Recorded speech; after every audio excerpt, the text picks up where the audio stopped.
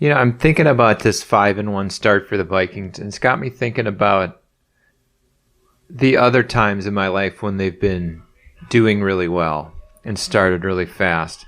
I don't know if they've ever started 5-1 in my lifetime, but there have been a number of times I think when they've started 6-0. So 1998, 2000, 2003, 2009. But you look back at those teams, those other times the Vikings started really well, like they've started this year. I felt so good after the first 6 games. So good. Like my butt cheeks had just relaxed into the most desphincterized state ever imagined. Like 98, after 6 games, we just thought they were amazing, right? And we thought they were amazing all the way through till the NFC Championship game. And they were amazing. That's the thing. They were. They were a great team, right? There's no disputing it. They were a great team that just choked. Then in 2000, I don't think they were a great team, but they were still a good team. They still won a playoff game. They hadn't, a couple things had gone their way throughout the season. They would have ended up with home field advantage, but instead they went and lost 41 donut to the Giants. But they were a good team. They weren't just like a team that got lucky.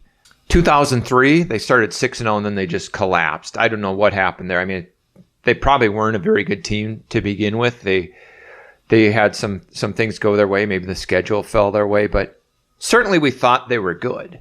We didn't have these doubts about them that we have this year. And then 2009, there's no question. We thought they were a really good team. Six weeks in, Favre was on fire. Sidney Rice was playing out of his mind. The defense could make plays, and they just had that swagger about them. And again, they were a good team. And in one sense, they choked. Off the fingertips of Taylor. In the NFC Championship game, I would say Adrian Peterson choked. In the other sense, the Saints cheated their way to that Super Bowl championship because a hurricane hit their city 17 years ago. But this year, I just don't feel good, I don't feel like they're a good team, and that's the struggle I have. I don't want to be negative, but I see kind of shadows on the horizon. I see what's going to happen. We're going to look back at the end of the year and say, oh yeah, this makes sense that it turned out this way because they were never that good. Because they're basically the same team they've been. They are the same team they've been. It's just the coin's coming up heads. The coin's coming up heads. Well, you know how probability works. Phil Luckett's going to call it tails eventually. And then everything will change. And the schedule gets harder. So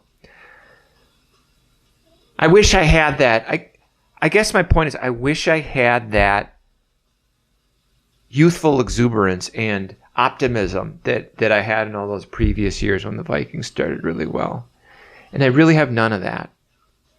Because you look back at those old teams, 1998, Randy Moss as a rookie, Chris Carter, Jake Reed, Randall Cunningham, and then the defense, John Randall. Even 2000, Culpepper and Moss. 2009, Favre, Jared Allen.